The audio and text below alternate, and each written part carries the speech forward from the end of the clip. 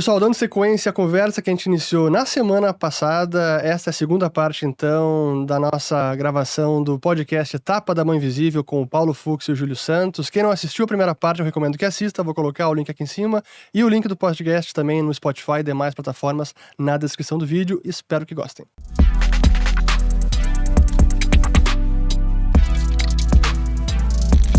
Antes de começar o vídeo, um breve recado, porque agora em março teremos uma nova turma do curso Ciclos de Mercado. Então, se vocês querem dominar os ciclos econômicos, saber como interpretar os indicadores e assim não ficar refém do vai e vem da economia, tomando melhores decisões financeiras e para os seus investimentos, link na descrição do vídeo, nova turma Ciclos de Mercado. Espero vocês por lá. Até mais. Mas hoje a gente está em um endividamento sobre o PIB de 80%. Acho que isso foi o dado que terminou ano passado. A gente tem aí tranquilamente mais uns 20% para endividar, ou talvez até 30%, antes que tenha um problema muito grave, não tem? Aí que tá, não. Uma coisa é um país que deve 80% do PIB com dívida que vence em 10 anos.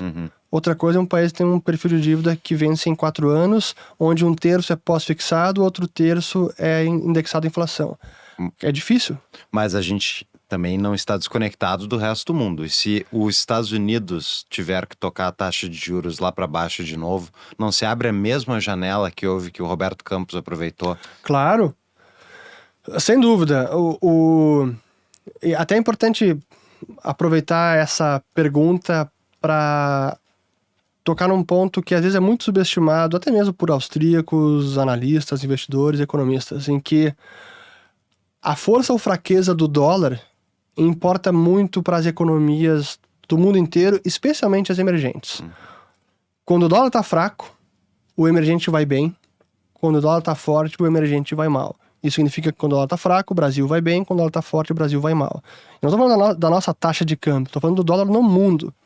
E a gente pode plotar aí gráficos de longo prazo do dólar index com momentos da nossa economia, assim, é impressionante como coincide com momentos de crescimento nosso, e aí a fraqueza, a força depois do dólar com algum movimento turbulento, diretas já, a hiperinflação, aí depois, enfim, isso é importante frisar que o que acontece com os Estados Unidos tem muita relevância, e às vezes até mais preponderante do que qualquer barbeiragem do governo aqui.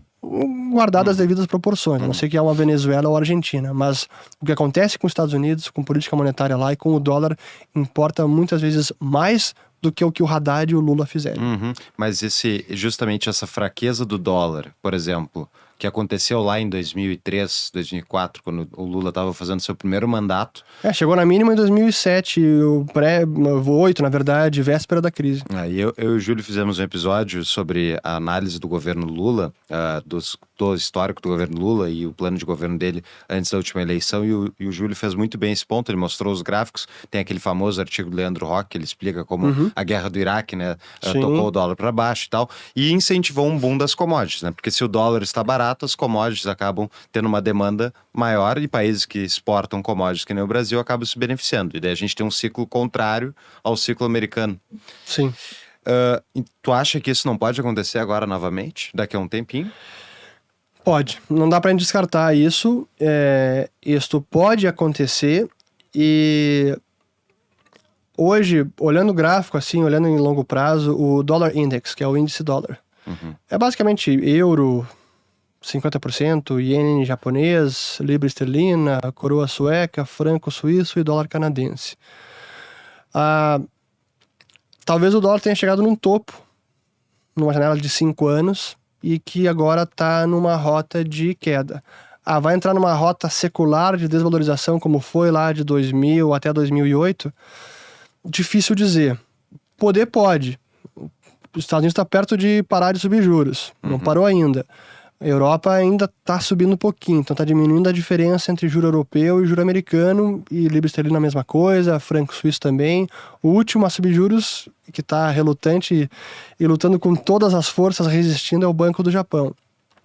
Já subiu um pouquinho lá o seu teto para o rendimento do Tesouro Japonês de 10 anos. Mas enfim, então sim, isso pode acontecer, o dólar entrar numa rota de mais fraqueza, que seria positivo para o Brasil. Isso pode fazer o câmbio aqui cair, pode fazer fluxo de capital vir para o Brasil, fazer nossa bolsa bombar, nossa economia crescer. Pode, sem dúvida. E eu até conto com isso. Até, eu diria que esse é um cenário base para esse ano, a não ser que haja uma barbeiragem muito grotesca do governo, e eu acho que não vai ter, mas não vou apostar minhas fichas que não tenha. A não ser que isso aconteça, a gente pode ver realmente o dólar se desvalorizar aqui no Brasil. E para mim isso eu digo que é uma janela de oportunidade, porque eu prefiro ter investimentos dolarizados e quero ter cada vez mais, porque eu imagino que o Brasil, 4 anos para frente, não estará numa situação melhor que agora. Talvez no próximo ano, nos próximos 2 anos, ok. Que a grande questão do governo Lula, assim como de qualquer governante, a preocupação primária dele é a reeleição. Sem dúvida. Então, talvez eles tenham essa sorte novamente, pegue o ciclo a seu favor e se reeleja. Então, por exemplo, quando o Lula foi eleito, as pessoas mandaram mensagens, coisas assim, o que faz? Eu começo a dolarizar o patrimônio. Eu não sei. Já tinha que ter começado. Já tinha que ter começado, mas tudo bem, todo mundo faz o seu tempo, mas no longo prazo, né, o dólar acaba sempre subindo no Brasil. Então, a dúvida é, eu mesmo falei, dolariza o patrimônio, daí o dólar caiu, pode cair mais, inclusive. Mas não é de acreditar que o Brasil está melhorando de fato. Correto. É uma mudança externa e que as famílias aproveitem isso para justamente se proteger e se blindar um pouco do Estado brasileiro, né? Correto. A questão do endividamento, a minha pergunta antes eu falei sobre o Brasil, mas tem um endividamento muito mais importante, ao meu ver, que é o endividamento americano e da Europa e tal. E é um castelo de cartas, porque se tu soma, todos esses países endividados, o quanto eles têm de dívida, a gente já citou isso nas outras entrevistas que a gente gravou contigo, para mim parece sempre que é iminente que vai desabar esse negócio, mas não vai desabar tão fácil, eles vão empurrando isso, né, com o tempo. Mas tem um limite, eles não vão conseguir tocar o endividamento mundial ad eternum, subindo e só imprimindo moeda, porque se isso de fato eles conseguem fazer, então a gente não está errado, Ulrich. Não é fato então de que a política monetária funciona, de que endividamento público é bom, que eles conseguem manter a economia em crescimento a despeito da realidade? Vamos lá, é uma ótima pergunta. Sem dúvida que esse endividamento público, especialmente nos países desenvolvidos, Estados Unidos, Europa, Japão, ele é insustentável. Assim, em algum momento, alguma austeridade fiscal precisará ser realizada.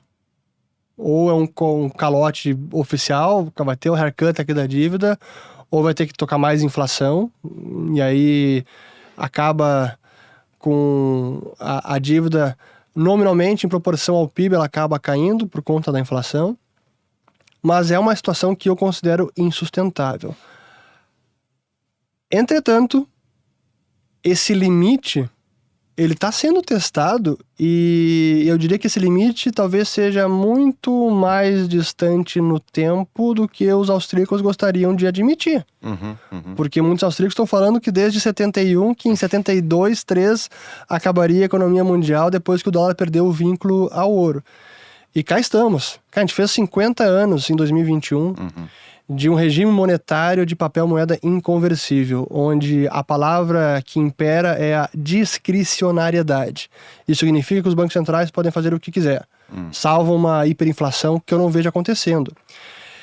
E essa postura do Fed agora, que está surpreendendo muita gente, inclusive a mim, eu não previa esse aumento de juros pelo Fed, está demonstrando que o Fed, na prática, ele sim se preocupa com o dólar.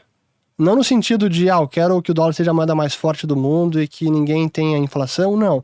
Mas ele também não quer o oposto, que o dólar perca todo o seu valor, que hiperinflacione, que acabe a confiança do dólar e haja um colapso na demanda pela moeda americana. Ele também não quer isso. Então, agora ele está defendendo a moeda americana. Nesse patamar de juros que ele está levando, cara, é impressionante.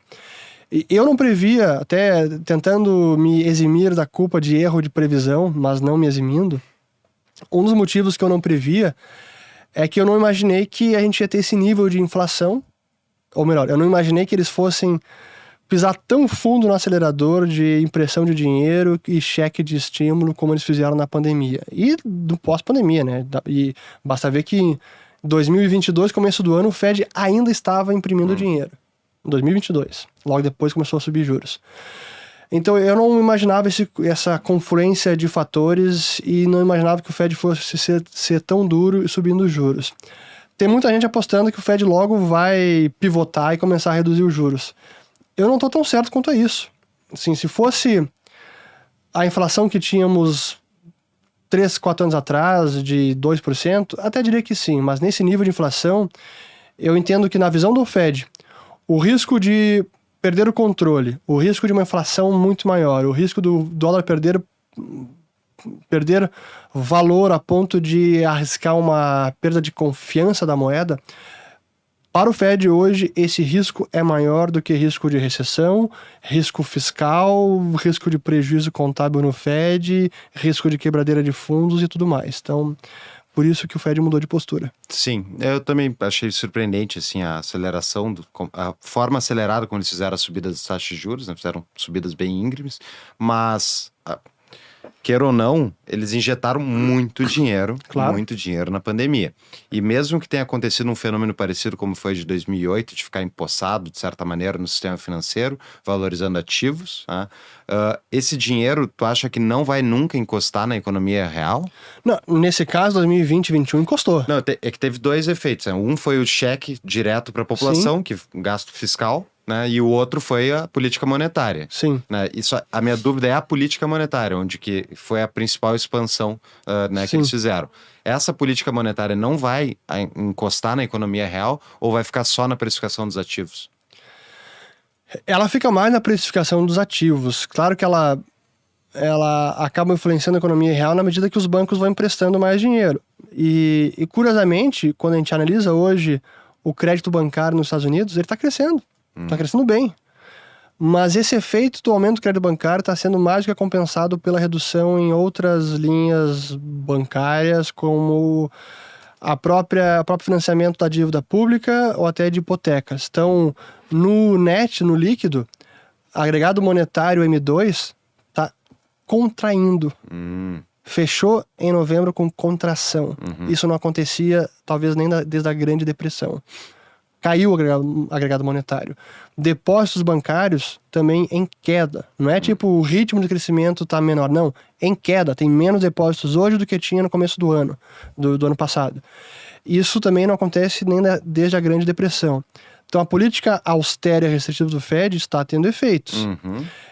Mas a verdade é que ele subiu juros, mas aquela liquidez toda que ele injetou, ele tirou apenas 500 bilhões. Faltam quantos? Da pandemia, ele começou com 4,1 e foi para quase 9. Então, faltam ainda 4,5. Para voltar digamos, na era crise 2008, teria que ir para 1 trilhão. Claro que a economia vai crescendo, dinheiro vai circulando, mas digamos que tranquilamente daria para voltar para uns 2 trilhões de dólares. Então ele teria que remover ainda uns 6 trilhões e meio. Então a minha pergunta, fiz essas perguntas prévias porque eu queria discutir inflação. Ele tá me encurralando aqui, Júlio. Tá me encurralando aqui. Eu queria discutir inflação. Não, justamente. É perigoso isso aí. Não, a inflação, eu acho que é a grande dor que todo mundo sente em qualquer lugar do mundo hoje em dia. Mas eu gosto muito da Lynn Alden, que inclusive tu já entrevistou. É uma macroeconomista, acho muito boa. E ela fala que a gente vai ter uma década inflacionária no mundo. E eu fico na dúvida, essa transmissão justamente do dinheiro que está empossado, enfim, que está no sistema financeiro, que não foi para a economia real, né? Como é que ele vai se transmitir ao longo dessa próxima década? Porque eu enxergo que a expansão monetária que eles fizeram, de uma maneira ou outra, afeta a economia. Mesmo que seja nos preços ativos, que nem tu comentou, aumenta, enfim, a capitalização dos bancos, os bancos conseguem emprestar mais e tal. Mas, se os bancos conseguem simplesmente ir emprestando e ir diluindo esse valor que eles adquiriram de reserva bancária da noite para o dia, que expandiu o balanço deles. Se eles conseguem ir diluindo ao longo dos anos, parece meio amorfa essa impressão toda.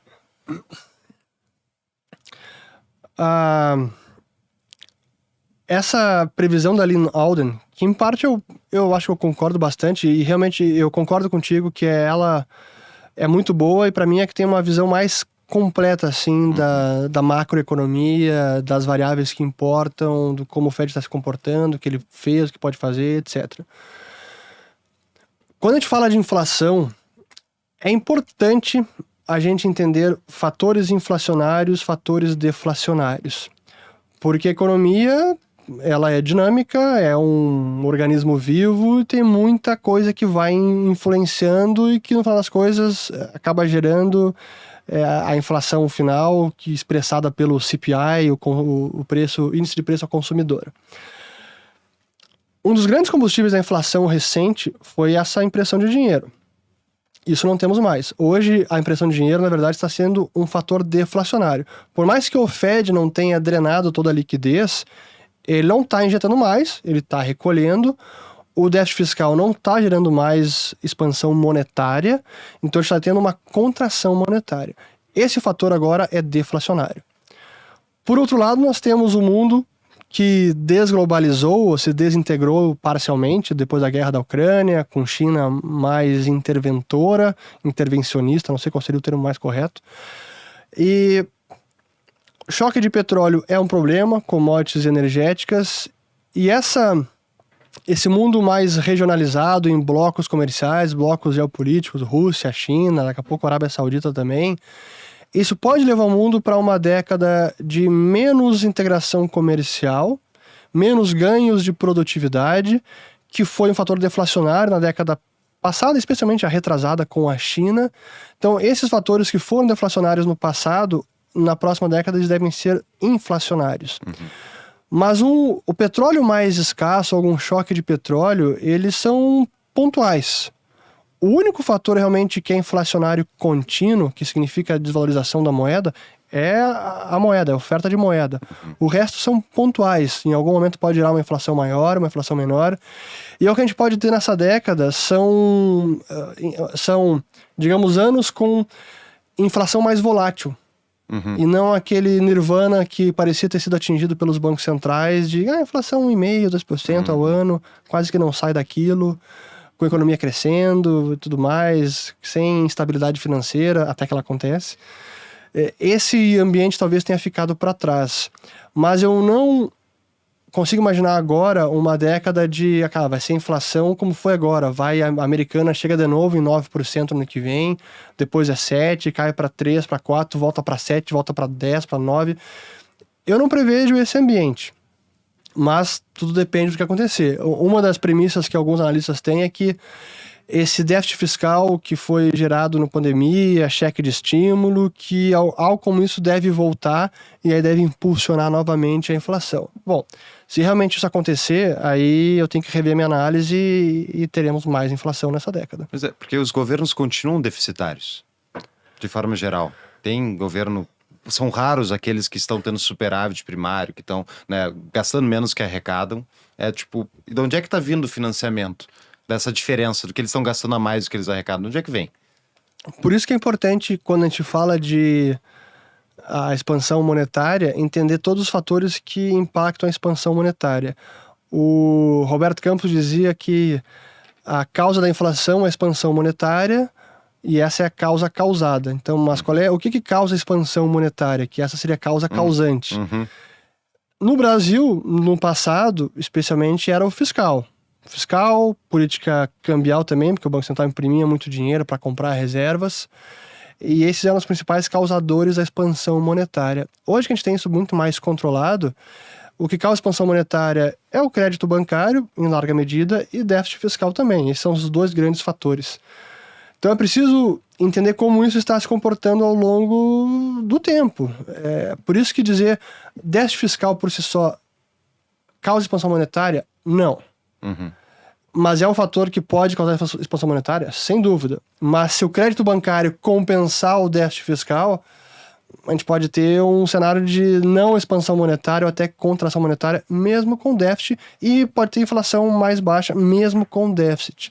Então não é tão mecânica a relação, e quando a gente está, como a gente está sendo aqui bem preciso na ciência econômica, eu não quero dizer que então o fiscal não importa. Não, claro que importa, e a gente pode simplificar dizendo que fiscal descontrolado significa inflação.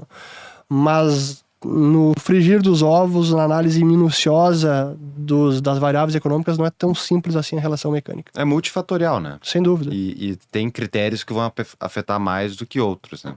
Um deles, eu não sei, Júlio, se quer fazer pergunta, senão... Vai lá. Um deles que até foi entrevistando o Heraldo, o colega aí de Liberta, a gente fez uma entrevista com ele recentemente. Grande Heraldo. E a gente estava discutindo o endividamento público americano, que eu acho que está 110% do PIB, se não me engano. Chegou até mais, 120. 120. E eu tava comentando, tipo, da história, enfim, que a gente conhece, né? Só teve um país que sobreviveu a um endividamento acima de 110% sem dar nenhum calote brando, que foi o Japão. Mesmo os Estados Unidos, né? Eu não sei se no passado ele chegou a bater isso. Está sobrevivendo, né? Está sobrevivendo, exatamente. Está no estado de sobrevivência. Mas a questão é, eu falei, olha, mas ele chega um ponto que tu tem um endividamento tão alto que para rolar essa dívida que tu estava comentando antes, os prazos e tal, tu vai entrar numa espiral de dívida, né? Onde tu tá tomando dívida mais cara e simplesmente rolar a dívida acrescenta com o teu endividamento e tu já não tá, enfim, fazendo superávit. Então, vira uma bola de neve.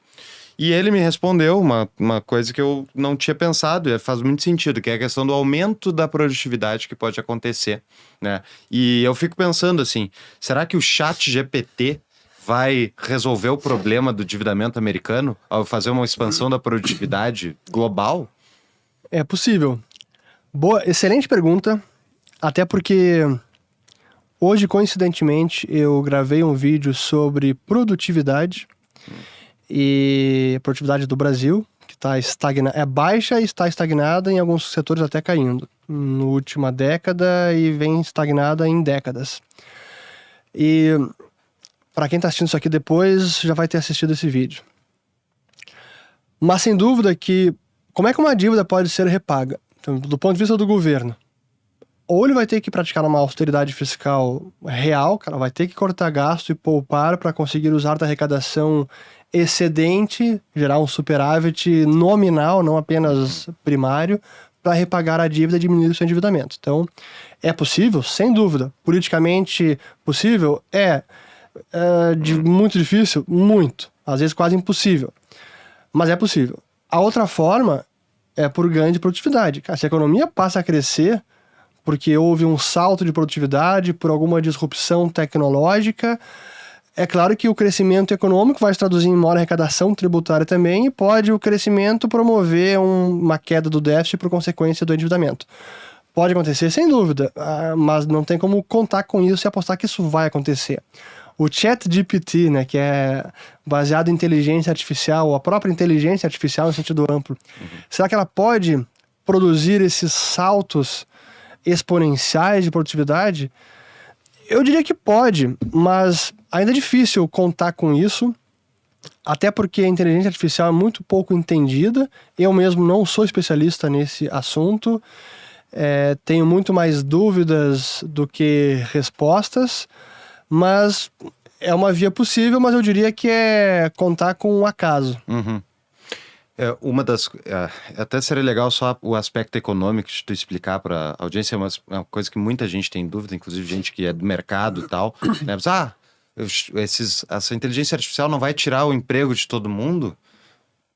No curto prazo, vai tirar emprego de algumas pessoas, serão realocadas, precisarão encontrar outra utilidade no mercado de trabalho, não tem dúvida alguma.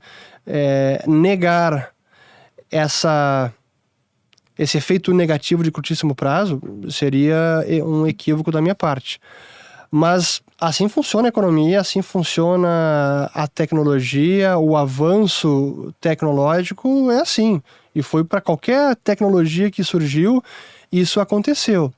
Talvez hoje isso aconteça com mais rapidez, é possível, difícil mensurar, mas é possível. Mas a verdade é que a inteligência artificial, ela vai poupar trabalho de muita gente também. Então, hoje, por exemplo, vamos ilustrar a atividade profissional do Fernando. Eu sou pesquisador, eu sou analista econômico, eu pesquiso, eu estudo, eu faço roteiro de vídeos, eu preciso gravar vídeos, eu preciso editar, eu preciso subir no YouTube. Estou resumindo uma parte da minha vida profissional. Será que a inteligência artificial não pode abreviar parte dessa minha atividade? talvez possa abreviar bastante. O roteiro de vídeos, já vi youtubers usando o ChatGPT para fazer o roteiro de vídeos. Daqui a pouco vocês, testem isso, próximo convidado, façam as perguntas pelo ChatGPT. O chat, aqui sugere as perguntas para esse convidado, que esse é o tema. Te garanto entrevistar o ChatGPT, a gente pode entrevistar ele, né? Te garanto que ele vai te dar ótimas sugestões de perguntas. Então, a inteligência artificial, ela beneficia a todos. Você, com esse trabalho agora que foi poupado, com o seu tempo que foi poupado, você pode se dedicar a outra produção de riqueza, a outra atividade. Então, poupa seu tempo para se dedicar a outras finalidades. Isso vale para o mundo inteiro, para todas as profissões. Então, uma profissão específica pode desaparecer com alguma profissão específica? Claro, como acontece com qualquer tecnologia ao longo da história. Mas isso também traz muitas oportunidades pela economia de tempo de trabalho que vai acabar provocando, talvez em todas as indústrias. Muito bem. Vai lá, Júlio, que depois eu quero entrar no argumento do Jeff Booth lá sobre deflação e produtividade. Vocês dois estão aí no Brasilzão, estão falando aqui dos Estados Unidos. Eu tô aqui, tô querendo saber do Brasilzão. Então, vamos voltar, botar esse papo lá, aí para dentro do Brasil. Até um parênteses sobre a inflação. Aqui no Colorado, nesse último mês, a minha gasolina subiu 50%. E ela geralmente acompanha o petróleo. E o petróleo não subiu 50% nesse último mês. Não sei se é algum fenômeno daqui do Colorado, mas é algo bastante estranho. Subiu muito a gasolina e ela acompanhou direitinho desde esse 1 ano que eu estou aqui, o petróleo. Não sei se pode ter algum impacto dentro das políticas monetárias do Fed, né? Tá. Mas sobre Estados Unidos, sobre o Brasil especificamente e os impactos da melhoria de produtividade e sobre o dólar index, que ele está começando a cair, né? O peso do dólar como um todo está começando a cair desde outubro. Eu estava vendo o gráfico que ele está caindo. Então, o grande prêmio que o Lula ganhou lá em 2003, pode ser que ele ganha também, e isso é bom para o Brasil. Vai ser bom para a narrativa do Lula, que de novo ele vai falar que fez um monte de coisa e não fez nada, ele foi feito apesar do Lula, mas ok, se vai ser bom para o Brasil, é bom. Ocorrendo isso, e com esses níveis, com esse ganho que o Brasil pode ter com isso, quais são os mercados do Brasil que pode ter algum ganho com isso? Assim? Porque tem pessoas que investem no Brasil, eu já não invisto mais há muito tempo.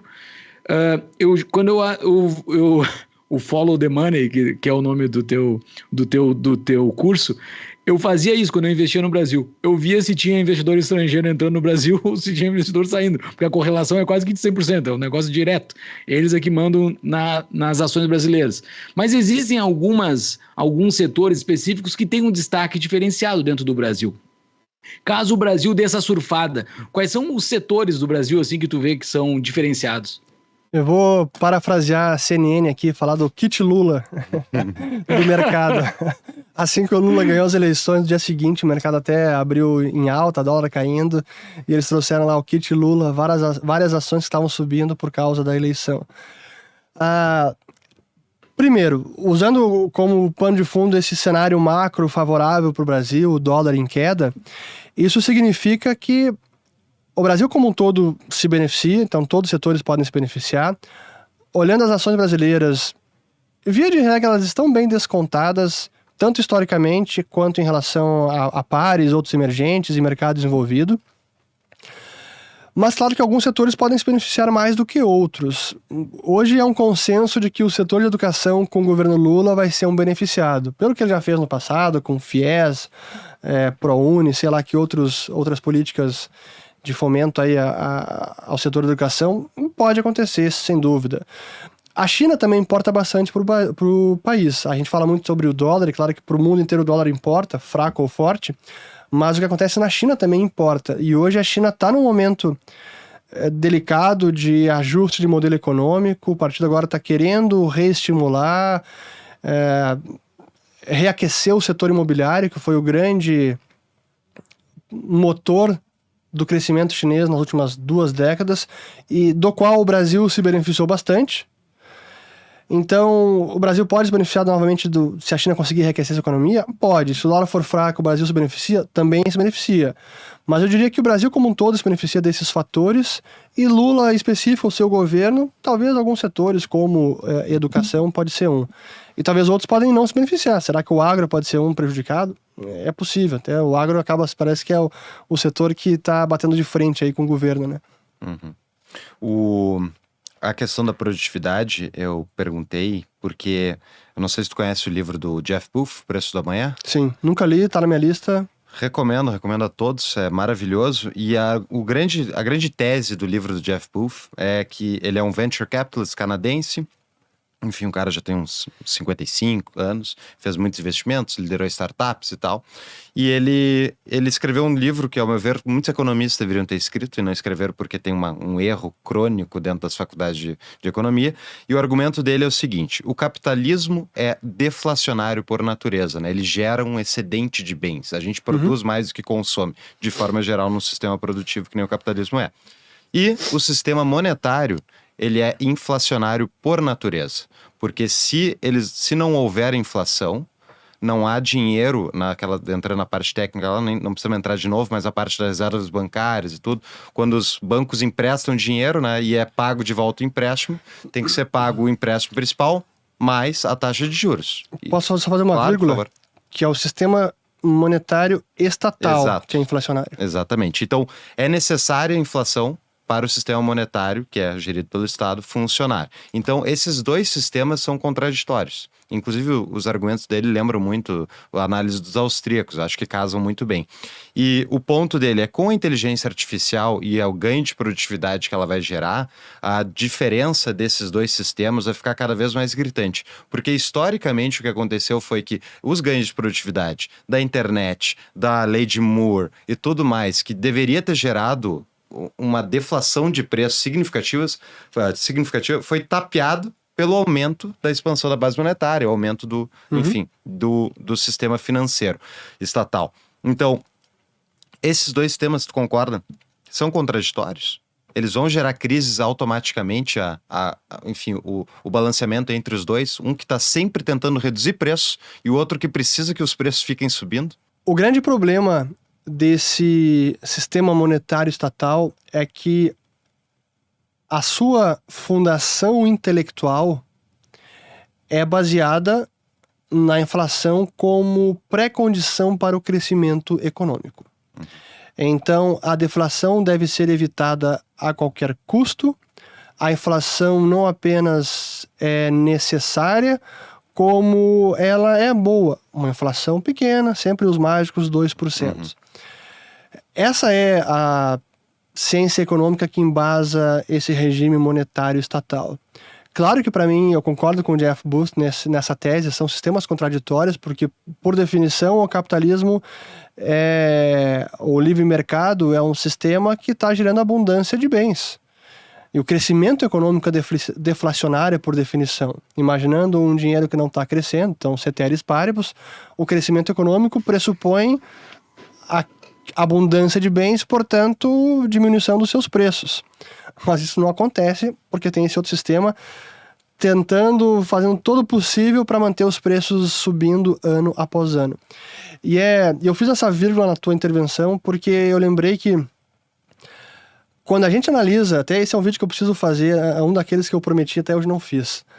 800 anos de história de preços no Reino Unido, a gente vê como os preços vão alternando em períodos de inflação, períodos de deflação. Ou seja, o sistema monetário vai de períodos de deterioração de liquidez, expansão de crédito, mais dinheiro circulando, a períodos de destruição da liquidez, contração do crédito, isso gera uma deflação. Então, uma inflação é corrigida por uma deflação e assim, assim os preços vão oscilando ao longo dos séculos. Chega 1971, What the Fuck Happened in 1971, tem um site sobre isso, né? Exato. WTF Happened. Bota aí para show notes. A partir desse momento, em vez de termos inflação, deflação, a gente só tem inflação. Inflação. É o hockey stick dos preços. O bastão de hóquei dos preços, onde os preços aí disparam, porque não tem mais inflação seguida de deflação, só temos inflação. E aí está essa ciência econômica por trás, que enxerga a deflação como um grande fantasma, sim, que é muito influenciado pelo episódio da Grande Depressão, porque ali houve a deflação ruim, que é aquela sucedida pela expansão monetária prévia. A deflação boa é a do capitalismo, do crescimento econômico, mas hoje quase que não se distingue uma da outra. Exato. Portanto, qualquer deflação, não, isso é espiral deflacionária, que o mundo inteiro vai ser absorvido e vamos para um buraco negro, é o inferno na Terra, quando não é. A gente vive um sistema de crédito, né? Esse sistema de crédito estatizado, e esse é muito interessante isso pensar, porque quando eu comecei a estudar os austríacos, eu olhava assim, tá, mas o mundo que o Mises está descrevendo aqui é um mundo muito diferente do mundo que a gente tem hoje, porque ele está descrevendo um mundo que está saindo de um padrão ouro, gradualmente, e ele até estava vivo em 71 ainda, né? Ele morreu em 76, se não me engano. Sim. E... Não, foi 73, que 73. 74 ganhou o prêmio Nobel Hayek. Exato. Então, ele está descrevendo justamente essa transição que está acontecendo e como isso vai gerando deteriorações não previstas e tal. E hoje a gente está num sistema puro sangue de crédito, fiat e tal, que justamente não é baseado em ativos, né? E isso inverte a lógica econômica, inclusive em relação à inflação, deflação, como é que funciona. E é interessante que hoje a gente também tem a possibilidade de talvez migrar novamente para um sistema de ativos econômicos, né? E tem uma moedinha mágica da internet aí que se propõe a ser essa alternativa, que é o Bitcoin. Desde que a gente falou ano passado, o Bitcoin bateu, acho que, o topo de $67 mil. Agora, recentemente, com FTX, que é tipo a Americanas do grupo de cripto, né? O Madoff. Crypto Madoff. Exato. E implodiu e o preço caiu junto com tudo isso e tal. Como é que tu enxerga hoje o mercado de Bitcoin? E como é que tu enxerga essa trajetória? Porque para todo mundo que comprou Bitcoin em $67 mil e viu ele cair para $16 mil, diz, não, se quer falar que esse negócio tem futuro, é papo de maluco. Sim. Eu continuo com a mesma tese que eu tinha lá atrás, não mudei. Essa tese, ela vem intacta há muitos anos. Só que hoje o Bitcoin ele passa pela primeira vez por um período de aperto monetário, de inflação elevada, de alta de juros, que é um ambiente macro que ele nunca tinha, sobre o qual ele nunca tinha sido testado. Dito isso, assim como alguns ativos de risco sofrem com esse ambiente, o Bitcoin ainda é um ativo de risco. E a verdade é que ele ainda precisa ser muito testado. Eu sei que eu tô me repetindo aqui, quem assistiu entrevistas minhas, talvez até na nossa passada eu falei a mesma coisa, mas eu reitero a mesma mensagem. Ele ainda precisa ser testado.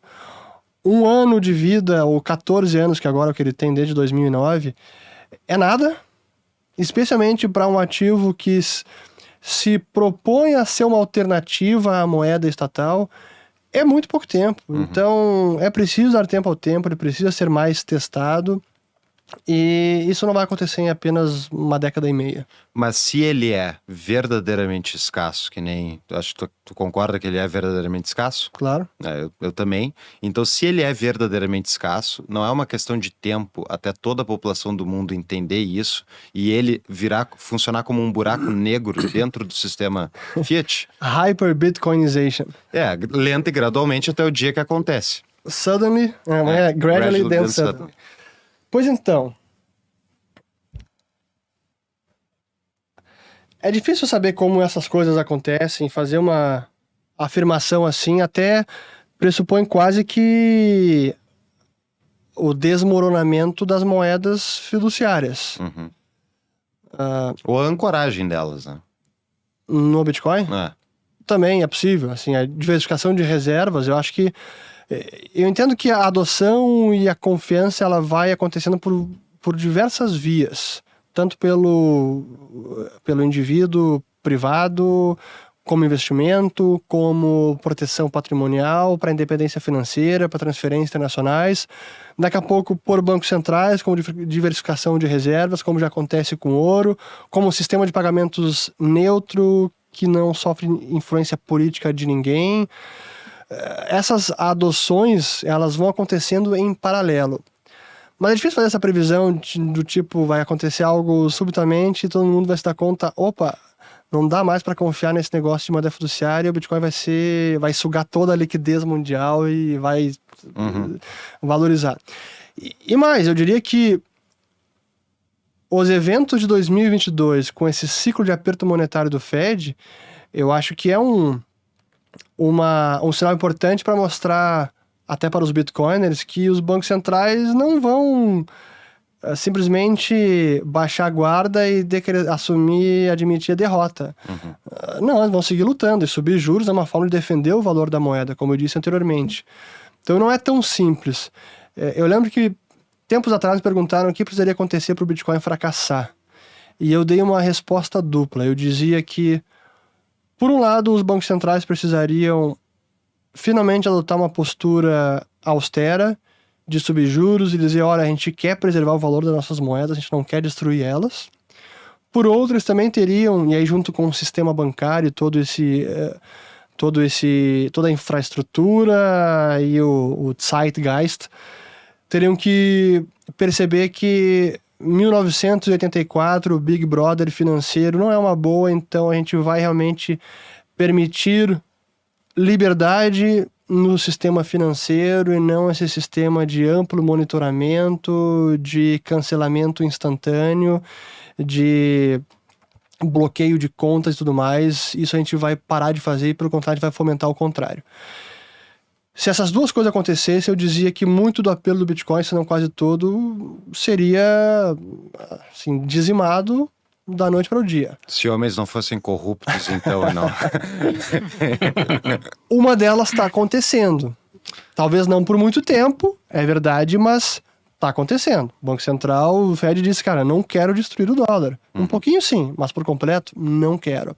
Mas a outra perna, o outro pilar, esse que eu digo, não consigo ver isso acontecendo tão cedo, se é que veremos em algum momento. Então, esse outro grande apelo do Bitcoin como uma ferramenta de liberdade, de preservação de liberdade, de privacidade individuais, para mim isso ele vai permanecer sendo. Muito bem. Senhor Júlio, vamos para patrões? Vamos lá para os nossos patrões, aquelas pessoas... Vai lá, manda, Fux. Eu queria uma pergunta final antes, não sobre Bitcoin, uma coisa que até é um tema que está corrente agora, que é a nossa argentinação com a moeda única. Argentinização. Desculpa. Não sei, é boa, não sei, argentinização, argentinação. Qual é o neologismo que a gente vai ter que usar agora?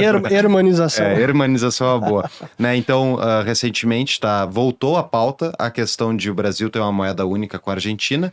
E lembrando, isso é muito engraçado ver, porque tem um monte de gente agora que está prestando atenção, horrorizada com isso. Mas a primeira pessoa que eu vi sugerir isso foi o Paulo Guedes. Então, caso você não tenha percebido antes, era porque você tem um viés. Então, a dúvida é, qual é a chance disso acontecer? Como é que tu enxerga essa integração?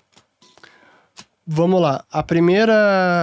A chance de acontecer. Realmente uma moeda comum, o peso real, moeda do Mercosul, eu acho que é difícil ir para frente. São países diferentes, situações macro, assim, em momentos distintos, com fragilidades distintas. A Argentina, então, nem se fala. E acho que a opinião pública vai bater muito forte em cima, então vão sofrer uma pressão para que isso não vá adiante. Realmente uma moeda comum entre os países. Mas, mesmo que vá adiante, eu não consigo imaginar ainda o real ou o peso morrendo. Até eles mesmos, na assinatura desse memorando de entendimentos do que seria um arranjo monetário comum, eles falaram que não pressupõem o fim do peso nem do real. O que eles disseram é que é um sistema, talvez, de liquidação, uma unidade de troca comercial. Eles nem sabem o que estão falando, honestamente. Nem sabem o que querem, nem sabem o que vão fazer. Então é precipitado ainda fazer uma análise mais completa, porque a gente não sabe que contorno isso pode tomar. Mas eu não vejo com bons olhos, digamos, que avancem sim no sentido de uma moeda comum como o euro. União monetária sem união fiscal. Não faz sentido. É tipo, vamos fazer o euro só com Zimbábue, Venezuela, Argentina. Cara, assim, qual vai ser pior? Assim? Então, é como fazer o euro só com Espanha, Itália e Grécia. Então são países inflacionários, fiscalmente irresponsáveis, historicamente perdulários. Eu acho que seria muito complicado ter uma moeda boa com esses participantes. O incentivo para financiar um ou outro seria enorme, e isso poderia resultar na desvalorização da moeda, coisa que o euro hoje está sofrendo. Assim, o euro, claro que tem também a inflação do dólar, mas o próprio euro também sofreu a pior inflação da sua história agora, está enfrentando a pior inflação. Sendo que é um arranjo interessante, porque muitos falam que, mas a Alemanha é a que mais se beneficiou. Olha só, ela está vendendo, ela investe nos países, ela é a que mais vende para Espanha, Itália, etc. Só que os países compram na Alemanha, só que não pagam, eles colocam no pendura. Assim, se olhar os saldos credores e devedores intra-sistema euro, que é o chamado Target 2, a Alemanha tem um saldo credor de 1,27 trilhão de euros. Isso começou a crescer, começou a se avolumar depois da crise dos PIGs em 2011, Portugal, Espanha, Irlanda, Itália e Grécia. Crise de dívida soberana do euro, e isso significa que é um arranjo bacana, eu vendo, mas não recebo. É bom e não é. Eu acho que isso poderia acontecer com o Brasil também, Brasil e Argentina. Então eu não vejo com bons olhos, e eu digo sempre, de forma jocosa e séria, que se é para adotar uma moeda única, vamos adotar o dólar. Já está aí pronto, já é uma moeda utilizada, já é referência desses países, ainda mais na Argentina. Para que reinventar a roda com uma moeda entre os países do Mercosul, América Latina? Usa o dólar, então pronto. Melhor que isso seria liberdade monetária, né? Sem dúvida alguma. Para mim esse é o arranjo perfeito, mas aí seria sonhar demais. Acho que o dólar também é sonhar demais. O dólar eu já me contentaria. Com todas as suas mazelas, eu já me contentaria com o dólar como moeda. Um dos boatos que dizem é que isso é só uma história para os eleitores argentinos acreditarem que isso vai acontecer para subir um pouco da moral lá do Alberto, né? Sem dúvida. Vai acontecer, eles estão só fazendo um cenário só para ele ficar bem nas próximas eleições. Acho que tem um pouco de desvio de foco, né? Distração da opinião pública. Não tem dúvida que tem esse componente. Especialmente com relação à Argentina, que vem muito mal, por mais que o Lula tenha dito que a Argentina vive uma situação privilegiada economicamente. Sem dúvida que é uma ajuda a um grande aliado político e ideológico na região, no continente, do Lula. Sim. Nós temos os nossos patrões que pagam um pouquinho a mais lá para estarem na nossa comunidade e podem fazer perguntas para os nossos convidados. Nós temos uma pergunta aqui que tem muito a ver com a minha situação, inclusive que estou morando fora do Brasil. O Kozer pergunta: racionalmente você vê algum motivo para alguém que tenha condições de emigrar, permanecer e insistir no Brasil?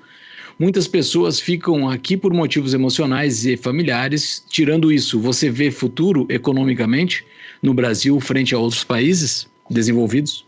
Não. Não há motivo. Quer que eu elabore?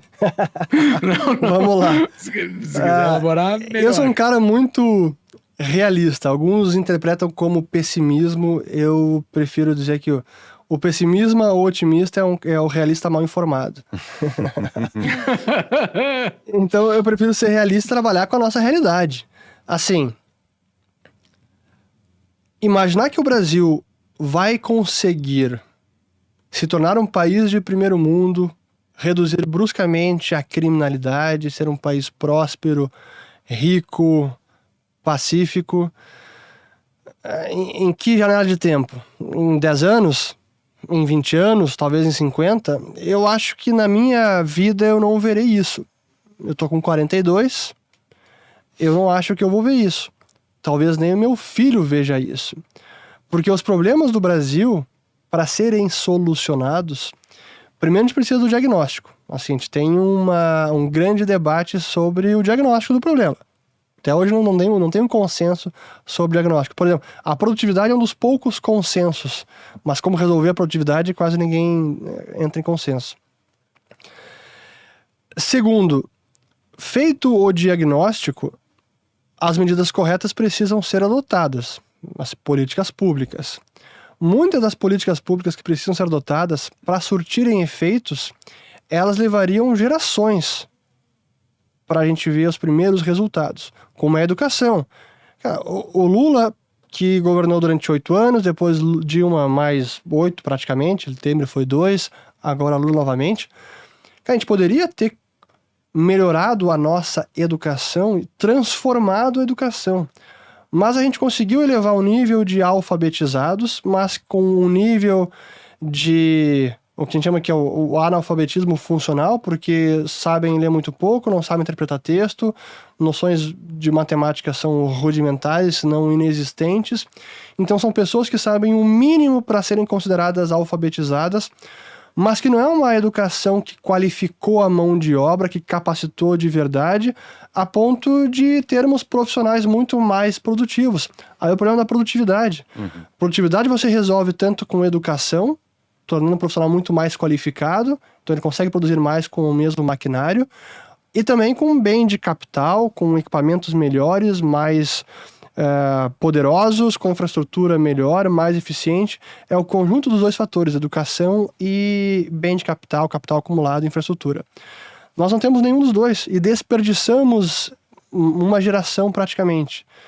Para a gente conseguir corrigir a educação e ter um efeito prático, vai mais 15, 20 anos.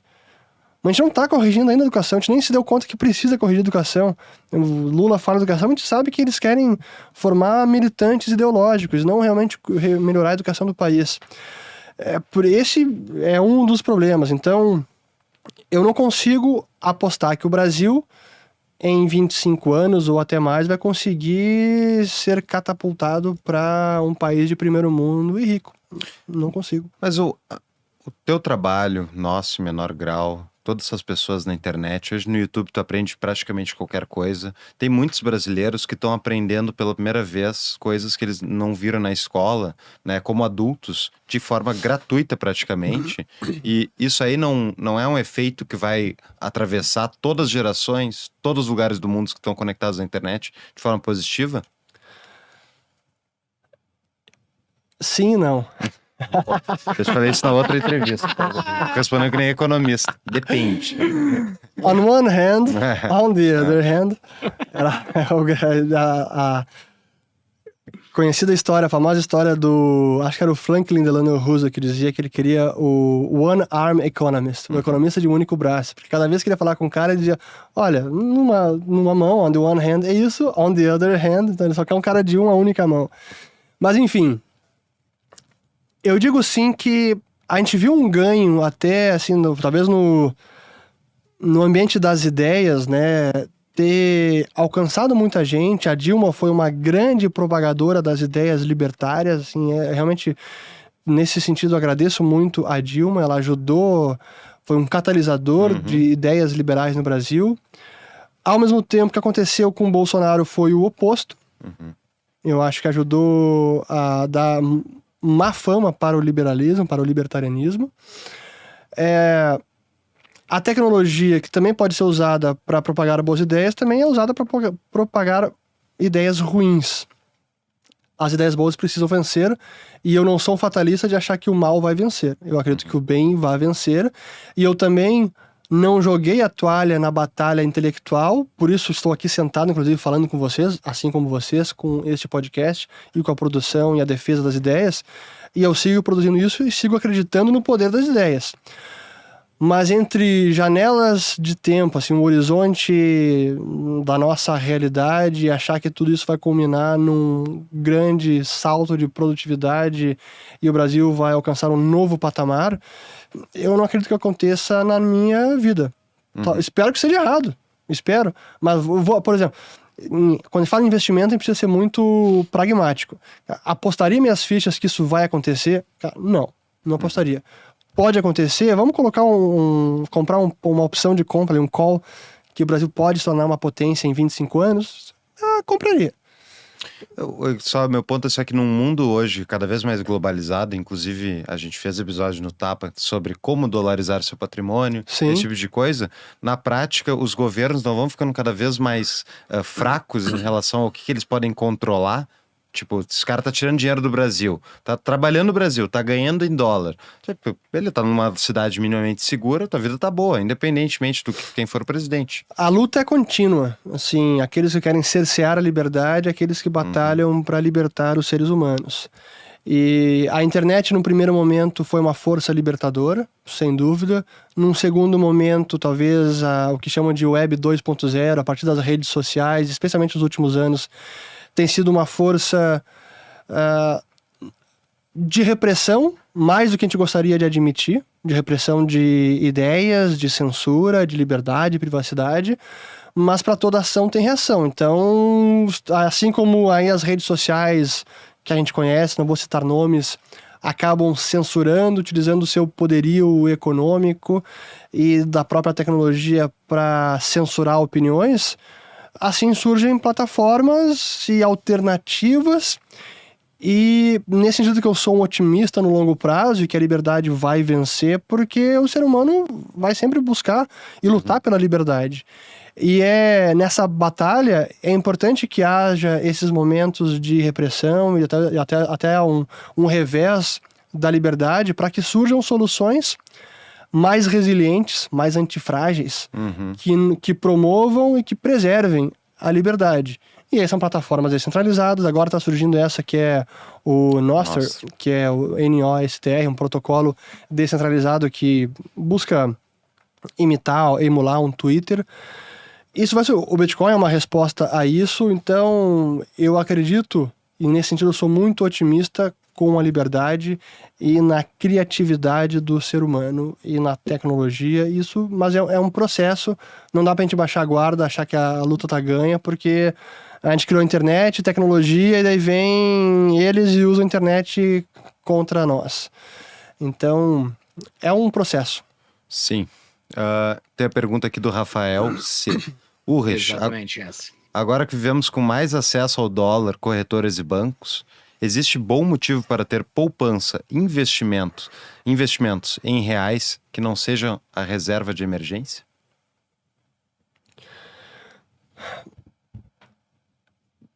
Alguma coisa em real, acho que é preciso ter, talvez até além da reserva de emergência, pelas, assim, o risco que existe do imponderável que pode acontecer na nossa vida, na nossa profissão, saúde, etc. Vai saber. E aí acho que vai além da reserva de emergência, não é só uma demissão, não estou sem renda, preciso acessar a reserva de emergência. Pode ser um pouco mais do que isso. Além disso, em alguns momentos você pode arbitrar a tendência do real contra o dólar. Tipo, agora, será que o real pode se valorizar mais? Eu acho até que pode, apesar de Lula e seu governo. Isso significa que, não vou dolarizar tudo agora. Vou fazer isso ao longo do tempo. Mas eu diria que há mais motivos para ter um percentual maior em dólares do que o oposto. Então, acho que isso é o que eu poderia dizer de resposta. Muito bem. Júlio? Tem uma pergunta do Thiago Ló, especificamente de um setor.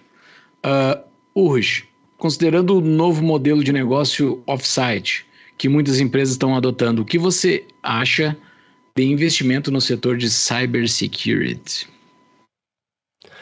O cybersecurity é um setor super importante e para mim é um setor que seguirá crescendo, porque a internet vai seguir crescendo, a tecnologia vai seguir crescendo, é o metaverso, é o Web3, é a inteligência artificial, então segurança cibernética é fundamental. Se eu pudesse apostar e dizer, esse setor vai crescer, sem dúvida alguma, vai crescer. Tem pergunta. Ele é uma pergunta aqui. Pergunta do João Hornburg. Fernando, a moeda única do Mercosul seria uma outra forma de contornar ou destruir a independência do Banco Central? Pô, mas abrir mão da independência do nosso Banco Central, por mais que seja uma independência entre aspas, para delegar essa independência à Argentina, peronismo, essas coisas... Mas a independência não é nossa, né? Quer dizer, a independência do país, mas não é do PT. O PT não tem, ele não quer essa independência do Banco Central. É verdade, mas eu acho que é um problema maior depois. A gente tá vendo agora com o euro, assim, um país sair do euro é quase impossível. Mas isso presume, novamente, que eles querem sair, eles querem o controle. Quanto mais órgãos distantes daqui da gente, né, mais fácil de... Talvez. É interessante, não sei dizer. Júlio? Tem a pergunta do Victor, né, que está trabalhando conosco aí. Urros, prazer enorme em ter minha pergunta sendo feita para ti. Muito obrigado por todo o conteúdo que produz. Você acredita que existe possibilidade do real não ter mais curso forçado no Brasil? Se sim, como isso seria possível? Consequências e quais seriam os benefícios para a população e os políticos? Foi isso que eu encontrei. Ó, a Síria. A Siri se atravessou aqui. Viu? Tem alguém ouvindo a nossa conversa. Tem muita gente ouvindo, esse é o problema da internet. Vamos lá. Não vejo isso acontecendo. Primeiro, assim, tem curso legal e curso legal forçado. Eu não vejo nenhum dos dois caindo no Brasil, nem curso legal, nem curso forçado. O curso legal até poderia, o curso legal forçado até poderia cair. O legal, acho quase que impossível. Até para explicar a diferença entre os dois, o curso legal simplesmente diz que a moeda do país tem poder liberatório de dívidas pré-contratadas e para pagamento de impostos. O curso legal forçado, além desse poder liberatório, diz que é uma contravenção recusar a moeda legal no seu negócio. Então, vocês do Tapa não podem recusar o real nas doações dos seus patrões. Sendo uma empresa sediada no Brasil, vocês têm que aceitar obrigatoriamente o real. Esse é o curso legal forçado. Nos Estados Unidos, em vários países, só tem curso legal. Se vocês tivessem empresa aí, restaurante, vocês poderiam ter na placa ali, não aceitamos o dólar. Isso pode ser feito nos Estados Unidos. Mas eu não vejo isso acabando no Brasil, porque realmente traria uma liberdade monetária, assim, dizendo, não, o real a partir de 2024 não tem mais curso legal. Pode escolher a moeda que for. Excelente. Adoraria. Não vai acontecer. Assim, não vai. Não vai acontecer aqui, não vai acontecer com dólar, com nenhum país. Pergunta do R. Cavallini. Urrich, qual é a sua opinião sobre auditorias externas? Os escândalos recorrentes, Enron, Petrobras, Evergrande e Americanas, não derruba a tese libertária que o mercado ou que uma associação privada tem interesses alinhados e capacidade de fiscalizar as empresas?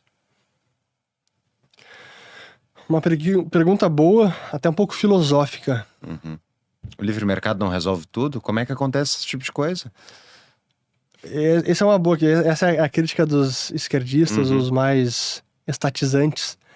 E eu respondo sempre que o livre mercado não é uma panaceia, não é o paraíso na Terra, mas é um arranjo de soluções dos problemas da sociedade infinitamente superior ao arranjo estatal coercitivo. Mas teremos problemas mesmo no livre mercado. No caso da auditoria, a auditoria tem seus limites. No caso da Enron, é interessante que a Arthur Andersen, que era a Big Four, era a Big Five, né? Da Arthur Andersen, era a auditoria da Enron, ela foi condenada criminalmente, e depois, isso foi 2001 que faliu a empresa, se não me engano, ela foi 2012 que ela foi condenada. 2001 faliu a Enron, uma grande fraude contábil, até então a maior dos Estados Unidos. Só que em 2005, a Suprema Corte reverteu essa condenação criminal da Arthur Andersen, considerando que ela era inocente, não agiu de má fé e não foi cúmplice para ocultação de provas, da fraude e tudo mais. Mas a auditoria, quando o criminoso quer praticar a fraude, cara, ele vai fraudar tudo. Como era o Madoff, que fraudava o certificado das ações, tudo. Então a auditoria precisa ser muito diligente, muito, assim, quase que investigativa para tentar conseguir encontrar uma fraude do cara que está perpetrando a fraude intencionalmente. Então não é tão simples e nem é um papel da auditoria ser não é um trabalho investigativo. Então a auditoria não consegue resolver tudo, mas é um instrumento importante. Mas ao mesmo tempo, eu acho que aí é um pouco do papel dos investidores, e isso pode ser visto como uma falha de mercado ou como uma oportunidade também. Porque simplesmente dizer, não, a empresa é auditada, então pronto, eu, investidor, lavo as minhas mãos, está aqui auditado, não preciso me preocupar. É um pouco do caso da regulação também. O setor é regulado, tem regulação, então pronto, os riscos estão aí, estão considerados, estão sendo mitigados, tem regulação, não preciso me preocupar.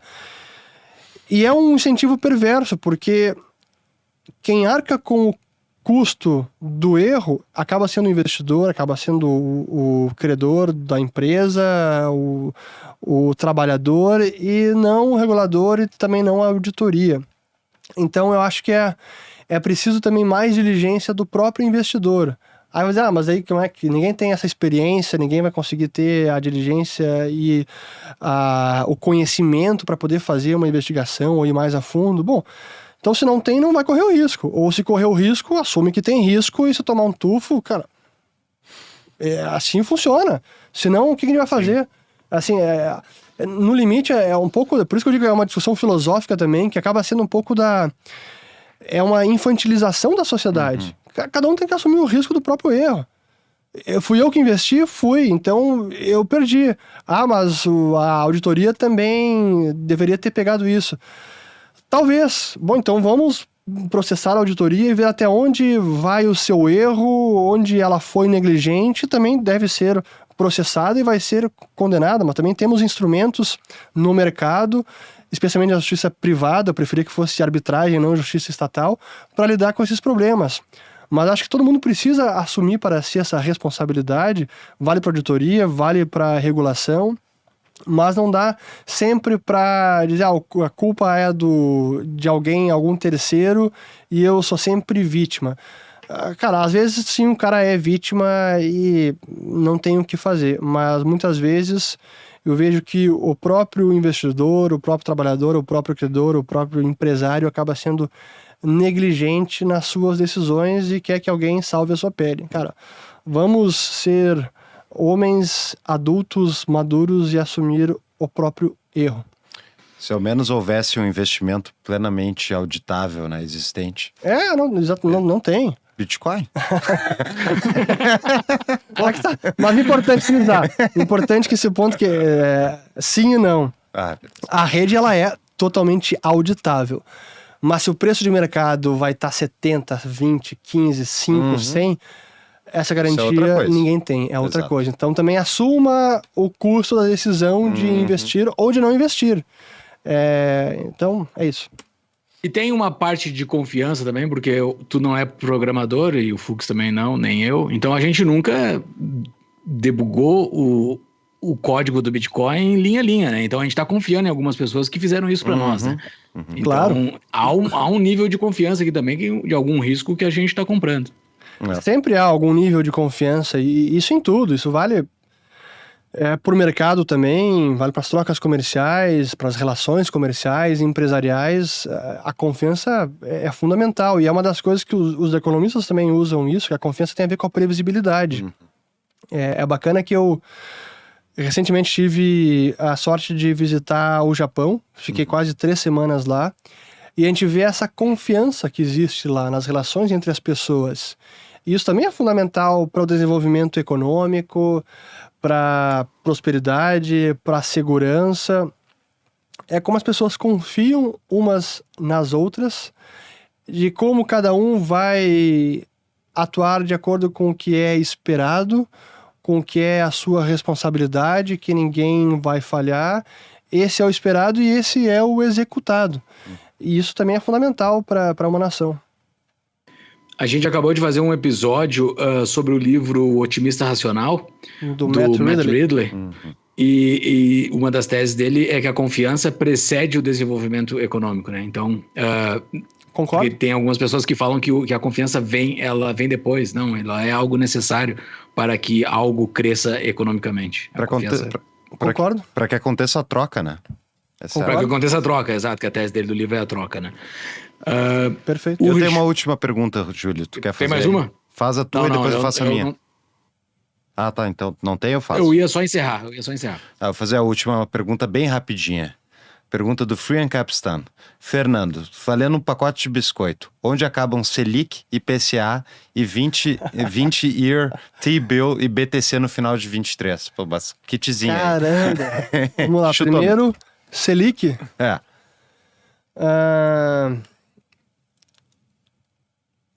Eu vou chutar que tem que ser preciso ou pode ser ao redor dele? É um chute, né? Ninguém vai te cobrar isso aí, né? Não, vamos ver, acho que 11,75. 1,75. IPCA? IPCA, os 5% acho que tá bom. Tá bom. 20-year T-bill. Título da dívida americana, né? De 20 anos. De 20 anos. Tá quanto hoje? Vamos falar de 10 anos, que é o mais, ser. que é a referência principal. Hoje tá 13,5. Eu diria que 4%. Ok, vai subir. Ok. Bitcoin. Estamos chegando no halving, hein? Logo mais. Vê se vai subir ou não. Tá influenciando aqui meu chute. Hoje tá, chegou a 23 mil. Não, ano que vem. 23? Ano que vem. Vamos 24. colocar, dá pra colocar uns 30 mil. 30 mil. Muito bem. Ux, prazer enorme. Adorei o papo. Considerações finais e dica de livro. Olha só, dica de livro. Vamos... Bom, considerações finais. Primeiro, agradecer mais uma vez a oportunidade. Acho que a primeira hora da conversa até foi bem aprofundada. Quem gosta desse assunto vai aproveitar bastante.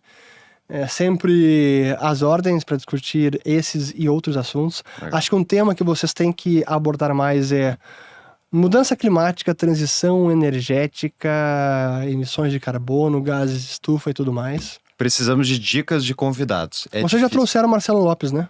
Sim, trouxemos o Tá, Marcelo Lopes ótimo. falar de urânio. Mas aceitamos dicas, só responder em qualquer comentário, mandar DM pra nós. A gente aceita dicas. Boa. Um pouco depois da entrevista, ele mudou a tese principal dele, saiu do urânio e foi para algo que faz muita fumaça.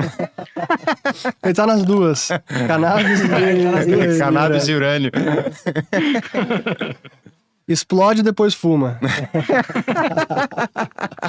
Marcelo, brincadeira, hein? Eu tô contigo nas teses. Vamos lá. O livro... o que eu... Recentemente... Eu tenho lido vários. Eu tô em série lendo os do Václav Smil, que é um cientista que estuda transição energética, mudança climática. Ele é um ativista. Ele é muito referenciado pelo Bill Gates como o grande guru dele para esses assuntos. Sei que o Bill Gates está com um filme um pouquinho queimado, especialmente pós-pandemia e tudo mais, mas enfim. Ainda assim é uma referência. E eu li 2 livros dele já. Energy Transitions, é um recente. No momento eu tô lendo um chamado Energy and Civilization, a History. O primeiro que eu li dele é básico sobre energia, mas tem vários deles. Tem um sobre como o mundo funciona, o outro que os números não mentem, Numbers Don't Lie.